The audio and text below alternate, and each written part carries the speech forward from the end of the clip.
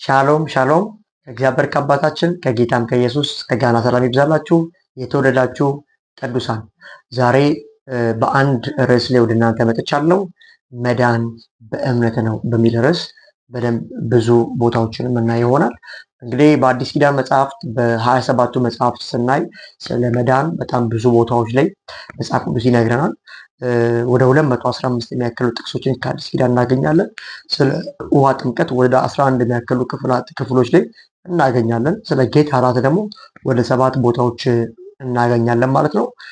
ስለዚህ መጽሐፍ ቅዱስ መዳን በምንድን ነው ሲል መዳን በእምነት እንደሆነ በጣም ትኩረት ሰጥቶ ይናገራል ማለት ነው። በሌሎች ቤተ እምነቶች ማለትም ከፕሮቴስታንት ዲኖሚኔሽን ውጭ ያሉ ቤተ እምነቶች ደህንነት በእምነት ብቻ ሳይሆን በጥምቀትም ደህንነት ይሰጣል፣ የጌታ እራትም ደህንነት ይሰጣል፣ ሌሎችም ብለው ለመዳን ብዙ ነገርን ያስቀምጣሉ ማለት ነው።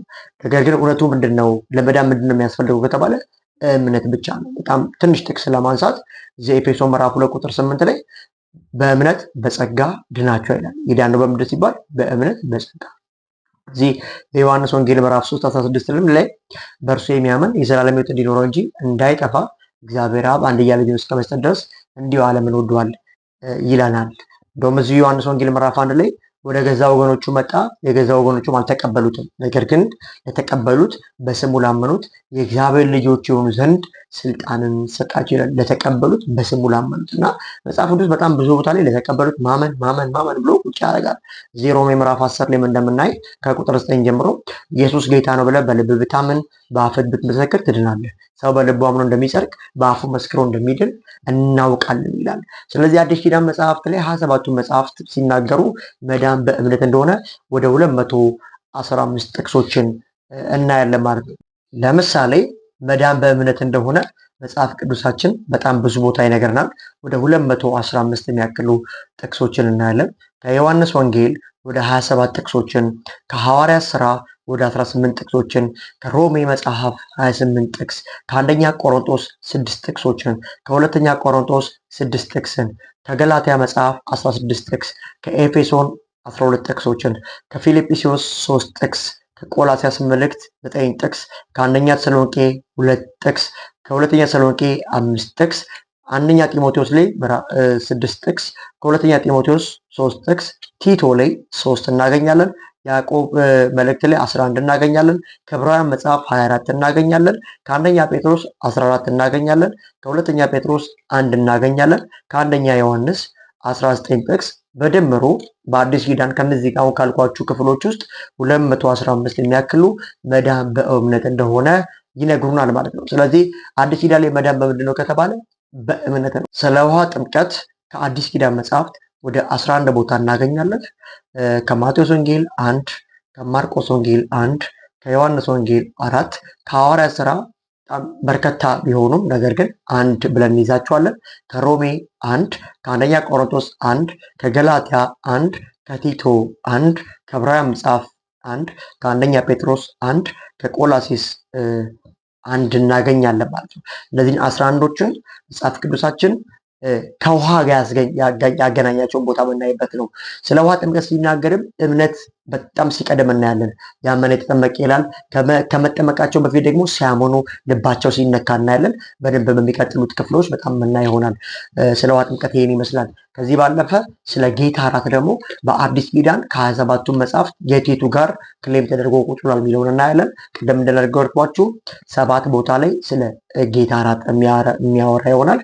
ከማቴዎስ ወንጌል 1 ቦታ፣ ከማርቆስ ወንጌል 1 ቦታ፣ ከሉቃስ ወንጌል 1 ቦታ፣ ከዮሐንስ ወንጌል 1 ቦታ፣ ከሐዋርያት ሥራ 1 ቦታ፣ ከአንደኛ ቆሮንቶስ 1 ቦታ፣ ከአስከ ምዕራፍ 11 ደግሞ 1 ቦታ፣ ባይ ዲፎልት ከአንደኛ ቆሮንቶስ 2 ቦታ እናያለን። አጠቃላይ 7 ቦታ እናያለን ማለት ነው። ስለዚህ በሚቀጥሉት ክፍሎች መዳን በእምነት ብቻ የሚለውን 215 ጥቅሶችን 1 to 1 እያየናቸው እንሄዳለን ማለት ነው። በሚቀጥለው ክፍል ልክ እንደዛው ጥምቀትን ወደ 11 ቦታ ክሌም አድርገናል። 1 to 1 እያየን እንሄዳለን። ልክ እንደዛው ስለ ጌታ እራትም በሚቀጥሉት ክፍሎች በየተራ 7ቱንም እየገባ እናያለን ማለት ነው። ስለዚህ መጽሐፍ ቅዱስ ላይ ጥምቀት ተጠቅሷል? አዎ ተጠቅሷል። ስለ ጌታ እራት ተወርቷል? አዎ ተወርቷል። ስለ እምነት ተወርቷል? አዎ ተወርቷል። ስለ ጥምቀት ትንሽ ለማውራት ካስፈለገም ጥምቀት የሚባለው በብሉይ ኪዳንም የነበረ ካልቸር ነው። አይሁዳውያኖች ወደ ይሁዲ እምነት ሰዎች ሲቀየሩ በባህር ተሻግረው ድረስ ሰዎችን ያስጠምቁ ነበረ። ጥምቀት ትሬንዱ ብሉይም የነበረ ነው። እንደውም ሊቀ ካህናት የሚታጠቡበት የመታጠቢያ ሰሌ ውሃ ነበረ። ከዛ የተያያዘ ስለሆነ ከዛ ባለፈ ስለ ጌታ እራት ጌታ ኢየሱስ በሐሙስ ምሽት በዛ በፋሲካው ማታ ላይ የተናገረው ለመታሰቢያ ያድርጉት ያለ ነው። በሉቃስ ወንጌል ምዕራፍ 22 መሰረት ስለ እምነትም ስናወራ እምነት ራሱ በብሉይ ኪዳን ጀምሮ የነበረ ነው። አቤልና ቃየል ጋር ሄድና አቤል በእምነት መስዋዕት አቀረበ፣ በእምነት የሚገኘው ጽድቅ ወራሽ ሆነ ይላል። አብርሃም ጋርም ስትሄዱ አብርሃም አመነ፣ እምነትም ጽድቅ ሆኖ ተቆጠረለት ይለናል። ኖህ ጋርም ስትመጡ ልክ እንደዚሁ በእምነት የሚገኘው ጽድቅ ወራሾች ሆኑ እያለ ስለ እምነት ያወራል። ስለዛ ስለ ቶታል ዲፕሪቪቲ ስናወራ አጠቃላይ ብልሽትነት አይደለም የሰው ልጅ ያገኘው፣ ከእግዚአብሔር ክብር ወርዷል። አዳም ሞትን ሞቷል፣ ኃጢአትን ሰርቷል። ስለዛ ግን አዳም ከዛ በኋላ አጠቃላይ ብልሹ ሆኖ ወደ እግዚአብሔር አልቀረብም ማለት አይደለም። ለምን ሲባል ከዛ በኋላ አብርሃም አምኗል። እምነት የሚባለው ነገር ከአብርሃም ሲመነጭ እናያለን። ከአቤል ሲመነጭ እናያለን። ከነኖህ ሲመነጭ እናያለን። በብሉይ ኪዳን ከነበሩ አባቶች ስለ መሲሁ፣ ስለ ተስፋው፣ ስለ ሴቲቱ ዘር ዋጋ የከፈሉት ሁሉ በእምነታቸው ነገስታትን ድል እንደነሱ በቀን እንደፈረዱ እዚህ ዕብራውያን መጽሐፍ ምዕራፍ 11 ስለሚናገር፣ ስለዚህ ምን ለማለት ፈልጌ ነው በተከታታይ መዳን በእምነት እንደሆነ ከአዲስ ኪዳን በደንብ እናያለን። ስለ ጥምቀት እና ስለ ጌታ እራት የምናየው ይሆናል። ስለዚህ አሰ ፕሮቴስታንት ዲኖሚኔሽን የሚታመነው እውነቱም መዳን በእምነት እንጂ በሌላ አይደለም። ስለ ጥምቀትም ስናወራ ጥምቀት የጋህዳዊ ምልክት ደግሞ የአንድ አጥቢያ ሜምበርነትን መግለጫ ነው እንጂ ጥምቀት ለድነት እንዳልሆነ መጽሐፍ ቅዱስ በደንብ ይነግረናል። ስለ ጌታ እራትም ስንሄድ መታሰቢያ ያድርጉት። ከዛ ባለፈ ደግሞ የጸጋ መካፈያ እንደሆነ መጽሐፍ ቅዱስ ይናገራል። በአንደኛ ቆሮንቶስ ምዕራፍ 11 ላይ እንደሚናገር የማይገባው ሰው ራሱን ይፈትን፣ ነገር ግን ከፈተነ በኋላ የጌታ እራትን መውሰድ እንደሚችል። ለምን? ዕዳ አለ፣ ብዙዎች አንቀላፍተዋል፣ ሞተዋል ስለሚል። ግን ራሱን ፈትኖ በፒዩሪቲ በሆሊነስ የሚመላለስ ሰው የጌታ እራትን መውሰድ ይችላል። በዛ ውስጥ ነው የሚካፈለው ጸጋ አለ። ምን ሲባል ጌታ እስኪመጣ ድረስ ወንጌል የምንናገርበት አቅም ጸጋ ይሰጠናል ማለት ነው። አፈ ፕሮቴስታንት ጥምቀትና የጌታ እራት እነዚህ ሳክራመንቶች ምሳሌ ሲምቦል ብቻ አይደሉም። ምሳሌ ሲምቦል ብቻ አይደሉም፣ ጸጋ መካፈያ ናቸው። በጥምቀት ውስጥ ሰዎች በሮሜ ምዕራፍ 6 መሰረት ገሃዳዊ የሆነ ምልክት ከክርስቶስ ጋር አብረን መሞታችንን ደግሞ በትንሣኤ መነሳታችንን የምንገልጥበት የምንተባበርበት፣ ከዛ ባለፈ ደግሞ የአንድ ሎካል ቸርች ሜምበርነታችን የሚረጋገጥበት፣ ብዙ ሰዎች ደግሞ ከኃጢአት ስርዓት ማለትም አለቀ ካላቸው ኃጢአት ሲለቀቁ አይተናል። የጸጋ ስጦታዎችን ሲያገኙበት አይተናል። ስለዚህ ጸጋ መካፈያ ነው። የጌታ እራትም ጌታ እስኪመጣ ድረስ ስለሱ የምንሰብክበትን ጸጋ እንካፈላለን። ባይ ዲፎልት መዳን በምንድን ነው ከተባለ በእምነት ፌዝ ኢዝ ኢኳል ቱ ሳሊቬሽን።